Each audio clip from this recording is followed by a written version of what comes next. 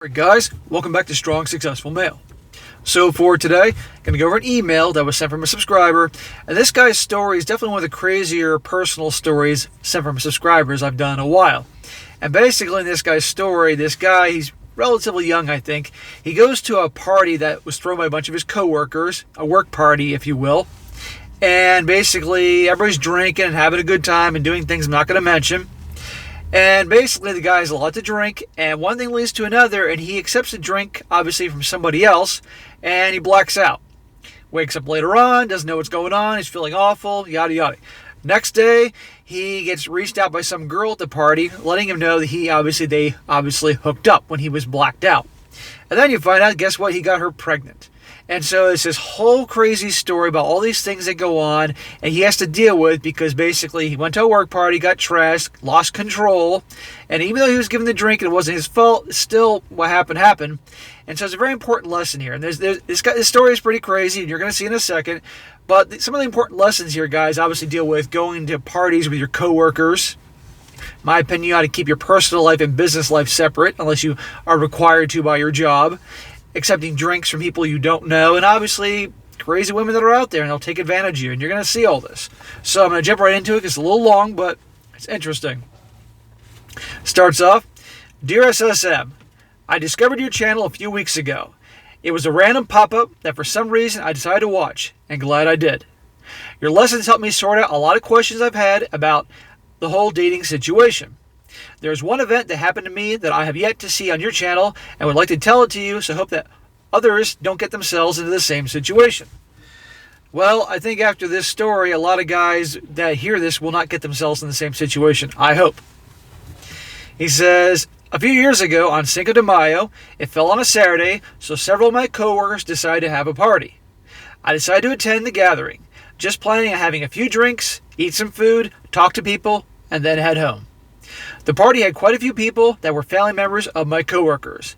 We had a barbecue going, and people were drinking and smoking, you know what, which I do not smoke.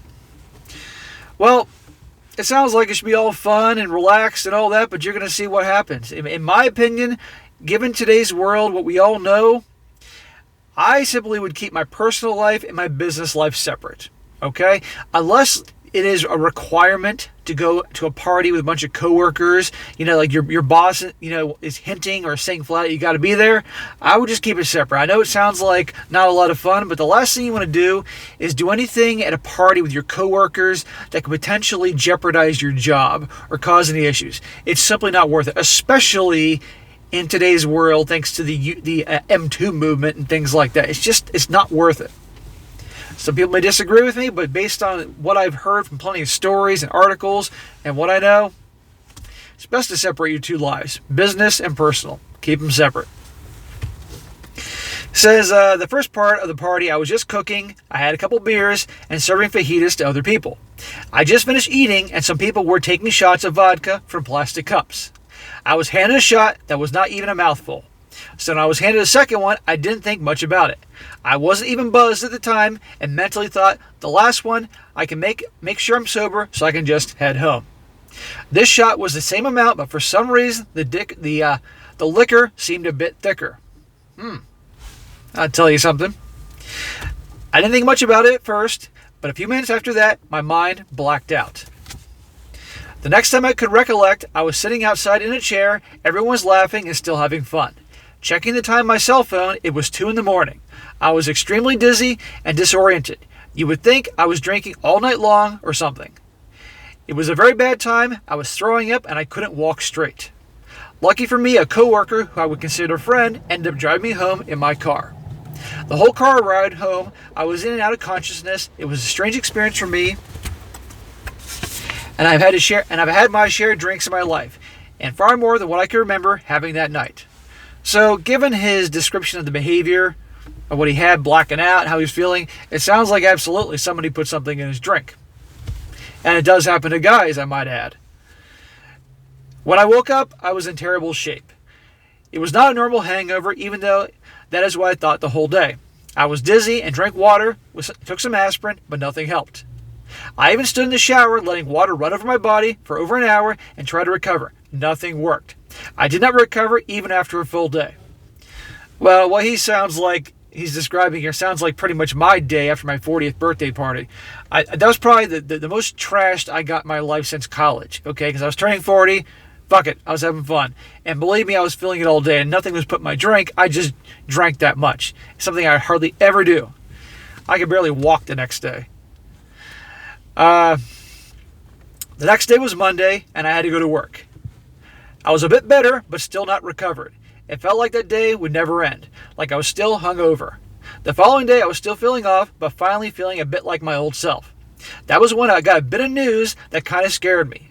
A female coworker of mine, the one who hosted the party, asked me, "What were you doing with the girl in the bathroom all that time?" Gee, what does she think happened? This puzzled me because I had no memory since that one drink until 2 o'clock in the morning.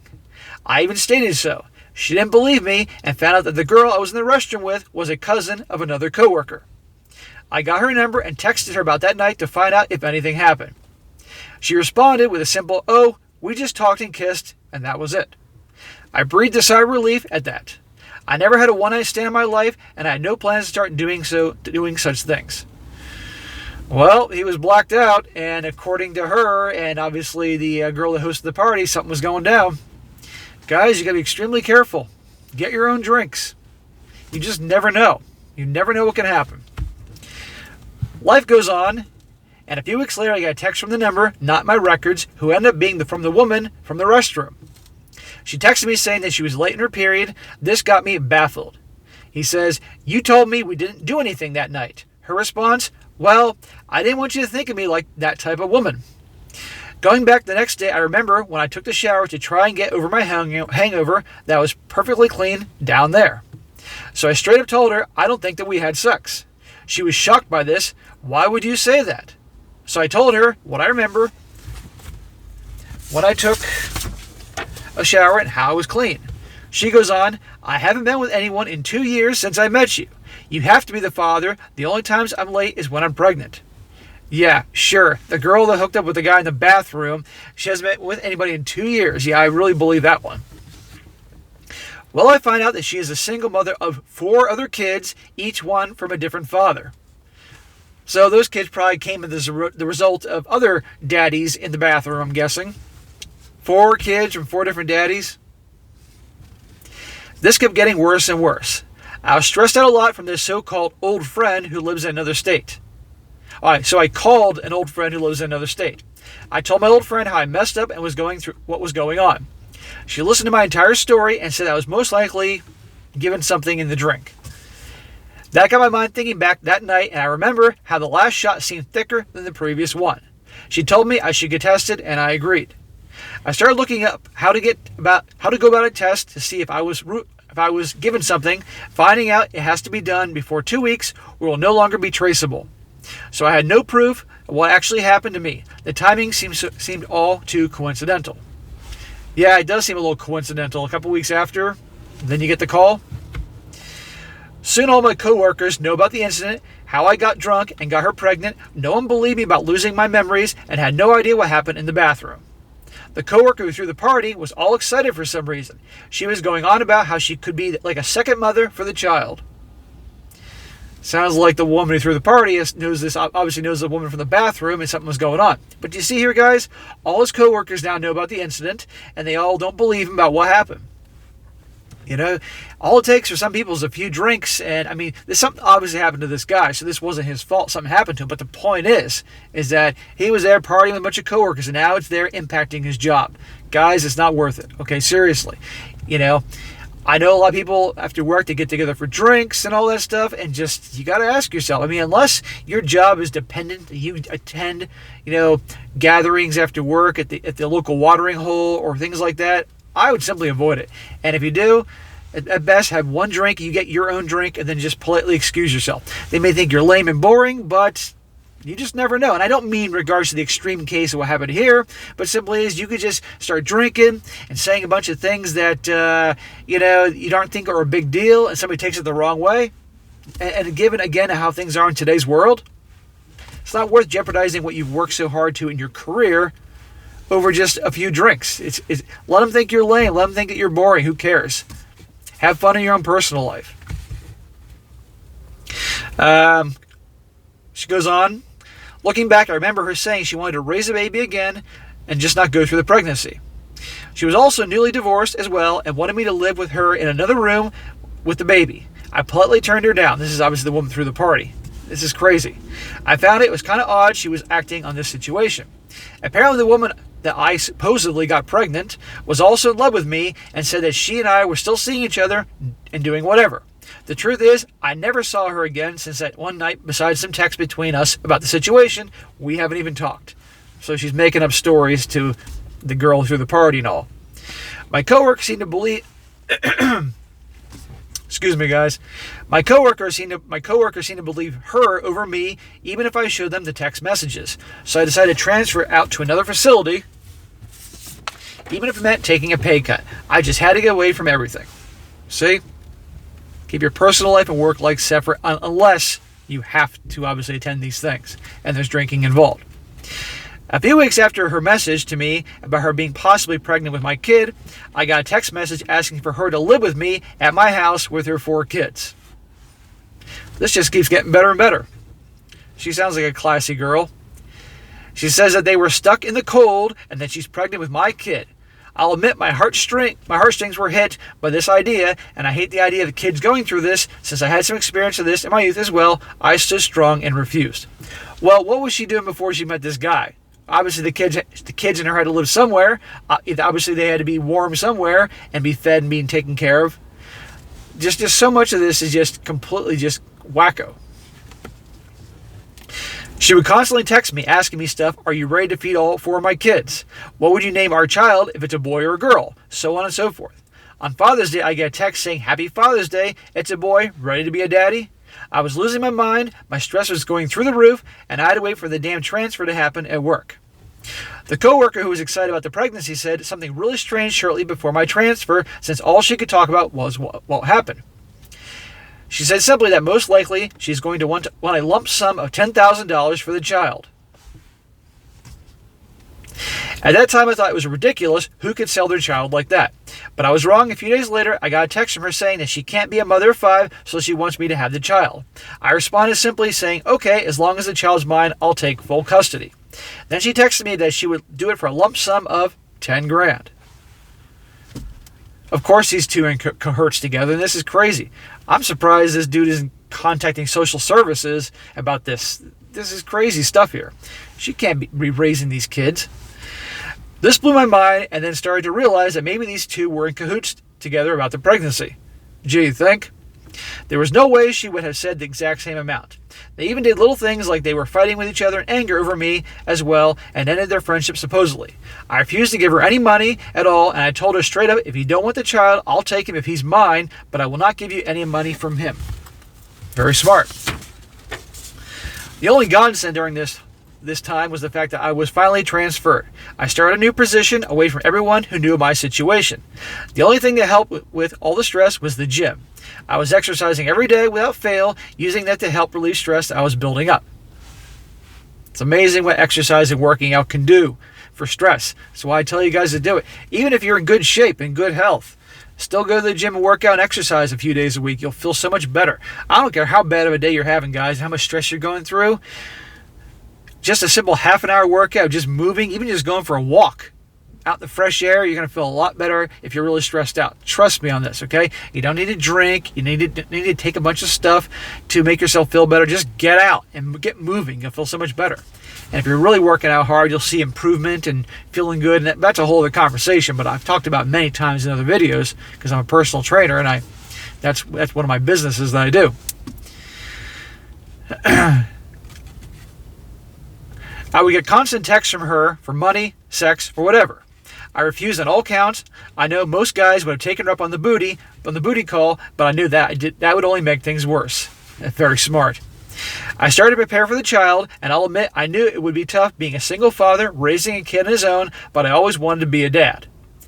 Well, again, who says you have to? You don't know this is your kid yet, okay? I mean, it's just her opinion. And given her track record with 4 kids from 4 different daddies, you don't know that. You know, you're going to find it obviously with a paternity test, but seriously, just not this type of situation, of course. I had a babysitter ready. I was getting all the things lined up that would need to raise an infant. I didn't buy anything. I was just prepared for the worst, knowing what I would need to know and how and where to get at a moment's notice. It was about 9 months of this hell, and then I got a text message from her that she had the baby. I got a picture of the newborn. The newborn was really cute, but he was not my color. I know that children can be born darker than lighter with time. Her next question was, do you have any of a different color in your family? I told her, no, I'm mixed of Italian, Irish, and German. She is Mexican and Korean. She then said a whole story about how she might, listen to this, she might have had you know what with her neighbor that same night, but she didn't remember. Well, it's funny that she's suddenly mentioning this now after 9 months. Before it was only him, and now after she gave birth to the child, and obviously the color of the child doesn't match up with her or daddy, maybe, just maybe, I had relations with the neighbor that night. I can't quite be sure, but maybe. She could have mentioned that before, but who probably was the more likely person to have money and obviously support this child? The guy writing the story. The guy who was actually the father was there in the delivery room with her at the same time. Oh, how interesting. Sounds like a whole scam to get money out of this guy, right? She goes on stating she named the child after both of us, and she combined his first name with my first name, with his first name and my first name with the child. It was absolutely crazy. She thought that if a child has my name and his, that he would be my son.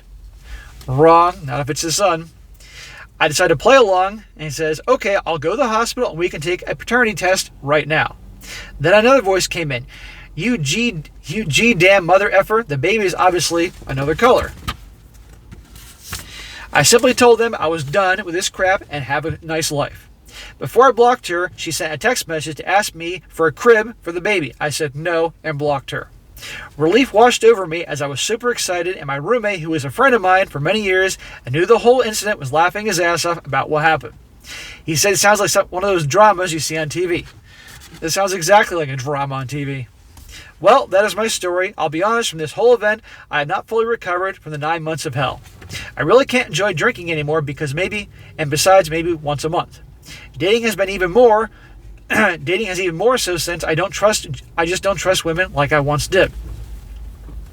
But listening to you say I just need to focus on my purpose and that women should be the last thing I need to worry about, these words of yours truly help me see a better future for myself. That I can be truly happy with that relationship by just working on my purpose. Thank you.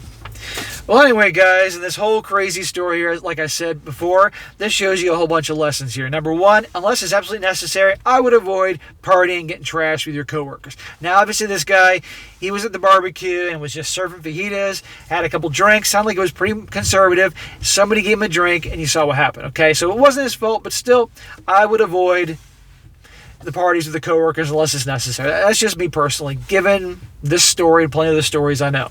Also, guys, you're out somewhere, I don't care where you are, somebody gives you a drink, get the drink that you know from the bartender or whatever, get your own drinks. You just never know, okay? And also this lesson here that there are scammers out there that are going to try to scam you. And look what happened with this guy. He got that something was in his drink, probably concocted by the girl through the party, who knows? It was too late for him to find evidence of this, and look what happened. And as it turns out, the girl told him that baby was obviously his, and that he was the only guy that, excuse me, guys, that she'd been with in 2 years. Baby was born, different color. God, my throat is really clogged. I gotta have a drink when this video's done.